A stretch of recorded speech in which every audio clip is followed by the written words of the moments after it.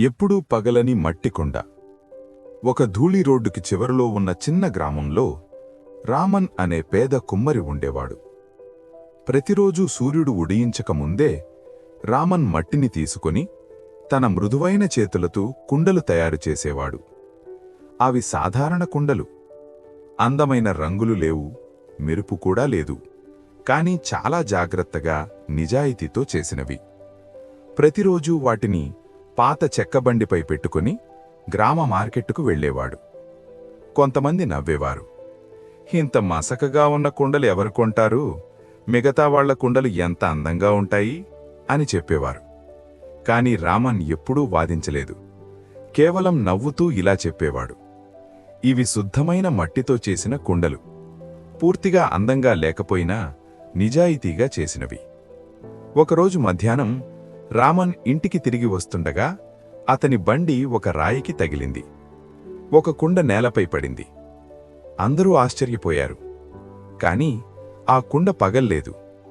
మరుసటి రోజు కూడా అదే జరిగింది. మరోసారి కుండ పడింది. అందరూ ఊపిరి ఆపుకున్నారు. కాని ఈసారి కూడా కుండ పగల్లేదు. గ్రామంలో మాటలు మొదలయ్యాయి. ఇది ఎలా జరుగుతోంది? అతని కుండల్లో ఏదైనా మాయ ఉందా? రామన్కే ఆశ్చర్యం వేసింది. తాను ఏమీ ప్రత్యేకం చేయలేదని అతనికి తెలుసు. ఒక సాయంత్రం ఒక వృద్ధుడు ప్రయాణికుడు వచ్చి అడిగాడు, కుమ్మరా, నీ మట్టిలో నీవు దాచిన రహస్యమేమిటి? రామన్ శాంతంగా చెప్పాడు, నేను ఏమీ దాచను. మట్టిలో ఇసుక కలపను. నా పనిలో అబద్ధం చెప్పను.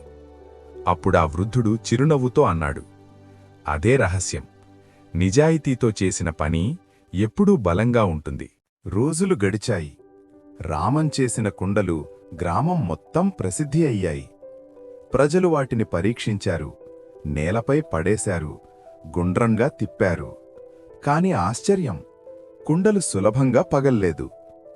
ఇతర కుమ్మరులు అసూయపడ్డారు. రామన్ను అనుకరించి కుండలు చేశారు. కాని వారి కుండలు మొదటిసారి పడగానే పగిలిపోయాయి. కోపంగా వారు రామన్పై నిందలు వేశారు. నీవు మాయ చేస్తున్నావు అని కేకలు వేశారు. గ్రామ పెద్ద రామన్ను పిలిచాడు. రామన్ శాంతంగా ముందుకు వచ్చి అన్నాడు, నేను మట్టే వాడతాను. నిజాయితీ తప్ప ఇంకేమీ లేదు.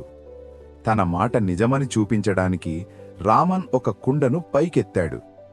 ఈ కుండ పగిలితే అతనన్నాడు, నేను ఈ గ్రామాన్ని వదిలి వెళ్ళిపోతాను. అందరూ ఊపిరాపుకున్నారు.